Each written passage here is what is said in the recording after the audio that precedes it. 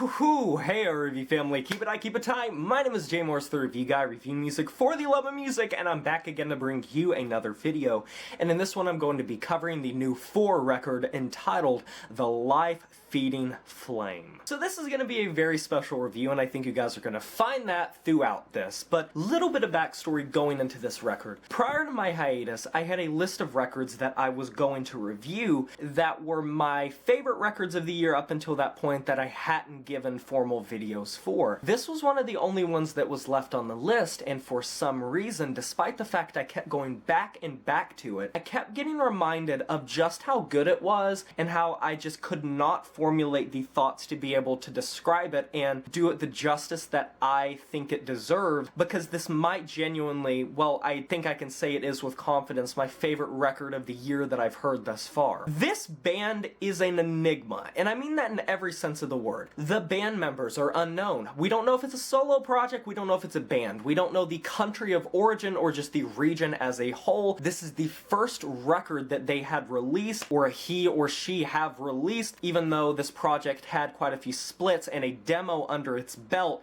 This is the first time that there has been a full record. And this is a 3-track thing, but the 3 tracks are very long. This is a surprisingly eclectic record, but it's the genius and how cohesively every single genre at play here is blended. I have been a follower of the 3 genres that are majorly at play here for years, and it's rare to hear a record that can so successfully bridge the gap between the 3. Doom metal, death metal, and black metal. Usually one of these sounds are going to overpower the others, strong arm them, and just become the mainstay central point of the track listing. But throughout a single track, I'll use the first track as an example because I literally have basically memorized this record from front and I could talk about it for way too long. But the first track, in the span of its runtime, hits strides of screechy black metal, slow doomy chuggy doom metal that borderlines on funeral doom metal, and some death metal bits that are more so the growls that you would hear from, say, a Bell Witch or a Mournful Congregation. The really slow-paced, patient vocals that just take their time to really swallow the mix. But it's not cacophonous, and that to me is probably the most impressive thing. And if that's not the most impressive thing, the grimy-ass bass work across this record is such a breath of fucking fresh air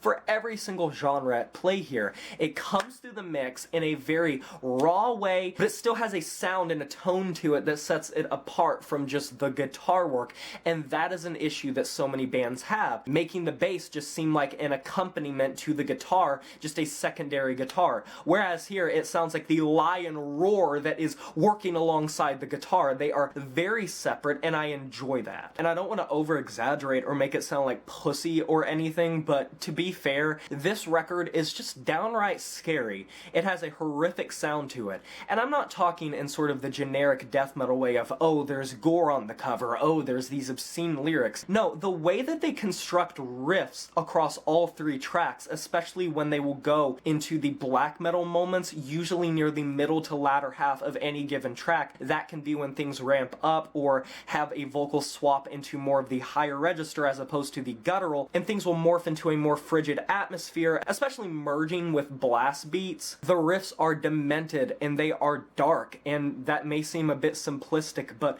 most of the things that I love about this record are things that a lot of people could find to be widely applicable to taste, because they never really stay into one spot long. But if I want to double back to the whole cohesion thing, the 3 tracks merge so well into one another. It's like a movie, it's like the intermission, it's like chapters of a book. As soon as one track ends, the next track will immediately begin with a homage to the original one that it just followed, making it seem like this streamlined process, this dark mansion with lanterns on the walls flickering because they're about to go out and like lightning striking at the end of the hall in like some faraway window. There's just something about how all-encompassing this record sounds.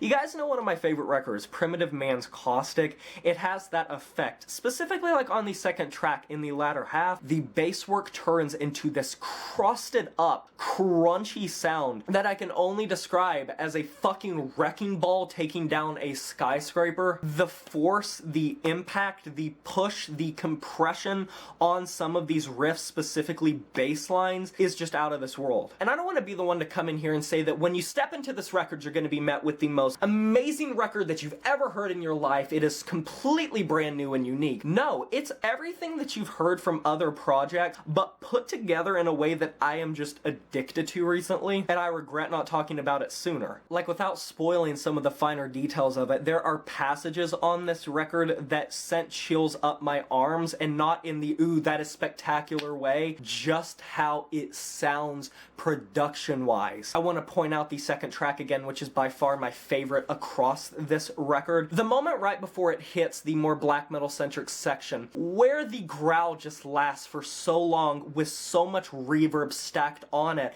and the expansiveness of the instrumental sort of opening up with this precise measurement of just slowly withering away and leaving behind sort of this dusky forest. Nightmarish is the only way that I can describe it. For me, there's not a singular dull moment on this record that I can really point to, because no matter if they're going fast or slow, the pacing is just perfect for that given moment. And that's very impressive to me for a record that is trying to merge so many styles. It's heavy, it's maniacal, and I can't really say it lets up on the gas pedal. Despite this record being very dominated for the most part by more of the doomy sections and the funeral doom metal sections, even when it's slow, it still feels like there's so much going on in the mix, and that's just because how all-encompassing they make a mix sound. There's not much at play here. In many ways, it's simplistic, dare I say lo-fi, in how they construct something. They take so little and they make it into so damn much, and I feel like that's a common trend with some of my favorite records, is records that can take just an idea, just a riff, just a drum line, just a bass line, just a vocal line, and create something gargantuan. And if I can describe this record, it is gargantuan. It is mammoth-sized. It's a fucking megalodon. If there are two things that I can even remotely say are